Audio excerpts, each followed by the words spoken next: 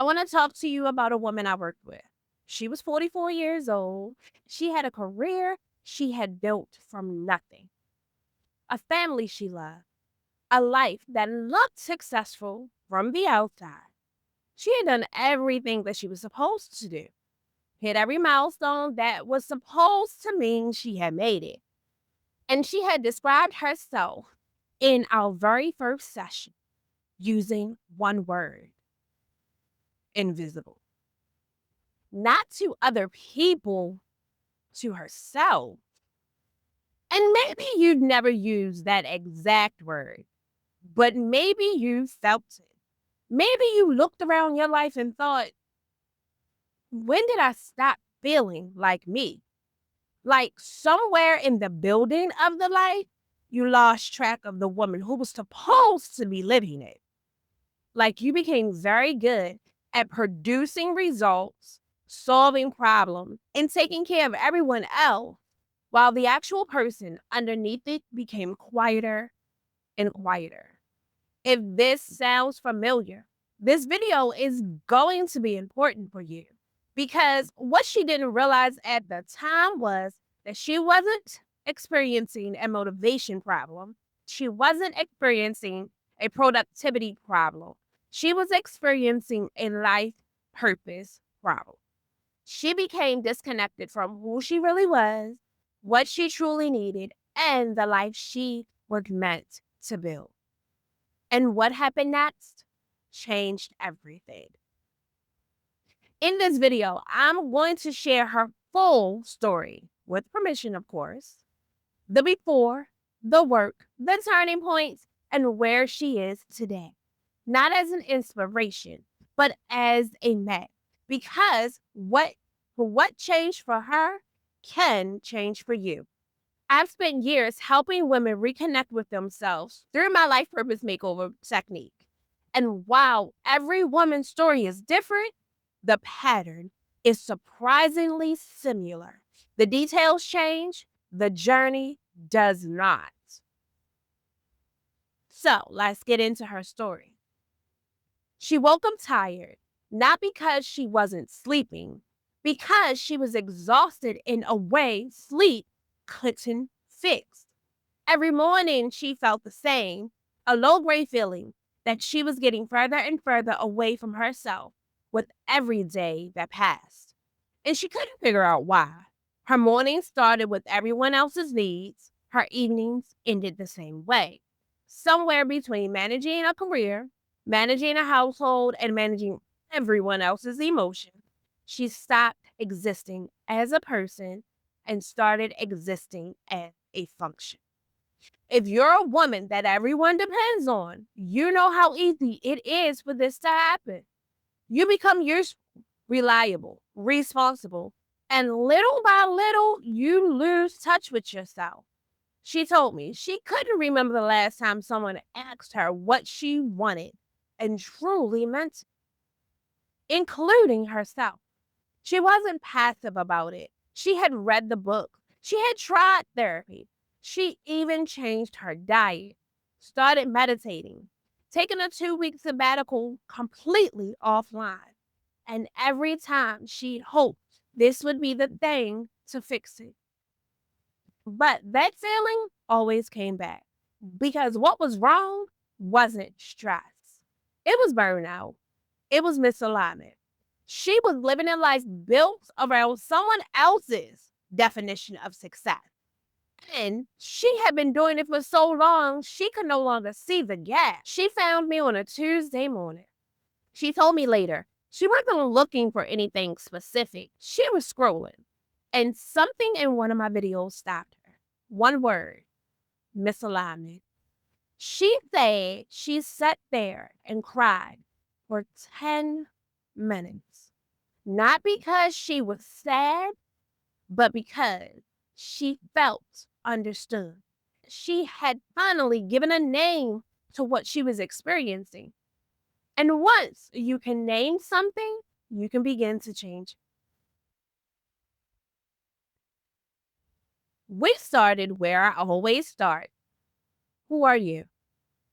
Not who your family needs you to be, not who your job requires you to be, not who you've learned to become. Who are you underneath the rules? That question cracked something open, not dramatically, quietly, slowly, the way honest questions often do. Over several weeks, she discovered something important. The values guiding her life weren't actually hers.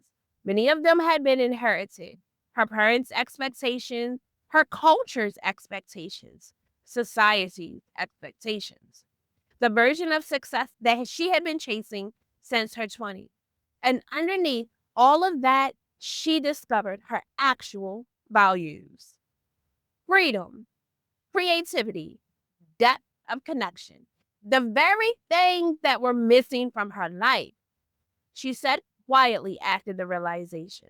Then she said, "No wonder this feels like someone else's life. It was built for someone else." The next step was hard because understanding your values is one thing. Understanding your needs requires a different level of honesty.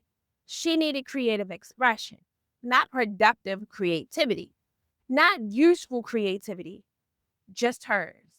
She needed time that belonged to no one else. Even 1 hour each week, she needed to be known, not appreciated, not praised for what she accomplished, known, seen, understood. And when she finally said those needs out loud without guilt, shame, or judgment, something shifted. She started coming back to herself. And this is where I want to pause for a moment. Because one of the biggest myths about finding your purpose is that it requires blowing up your life and starting over. It doesn't. Most women don't need a different life. They need a deeper relationship with themselves inside of the life that they already have. Purpose is not about escaping your life. It's about reconnecting with yourself within the life that you have. The third stage wasn't about creating this grand master plan. It was about direction. She began protecting her creative time. She had conversations that she had been avoiding. She stopped saying yes to the things that violated her values. She started saying yes to the things that honored them. Small changes, consistent changes in the direction of herself. And over time, those small changes created a life that felt different. Not because everything changed, but because she changed. About 3 months into our work together, she sent me a message. She had been working on a creative project, one of the small things we had intentionally built into her week. Her 17-year-old daughter walked into the room, stopped in the doorway, and asked, "What are you doing?" She explained. Her daughter sat down on the floor next to her and said, "You seem like you again." She later wrote, "My daughter noticed it before I did. I thought I was just filling 1 hour a week with something I love. I didn't realize it was changing everything." That was the turning point, not a dramatic breakthrough, not a life altering decision. One Saturday morning, a daughter standing in a doorway, and 5 words: "You seem like you again."